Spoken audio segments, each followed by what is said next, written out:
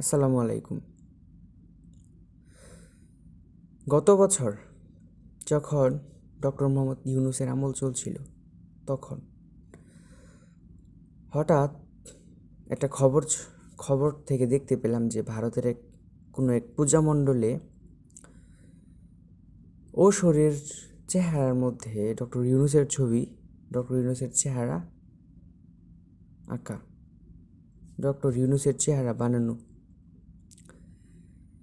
মানে একটা জিনিস ভেবে দেখুন যে যখন ইউনূসের আমল চলছিল, তখন ভারতীয়রা কতটা ভয়ে ছিল, কতটা হুমকিতে ছিল এই ভারতীয়রা, যে যারা মুখে বলতে পারতো না যে আমরা ভয় করছি ওনার শাসন ব্যবস্থা দেখে, তারা এমন ইশারা ইঙ্গিতে বোঝাতো, যেটা আমরা বুঝতে পেরেছি যে সত্যি বাংলাদেশকে এরা খুব ভয় পেত।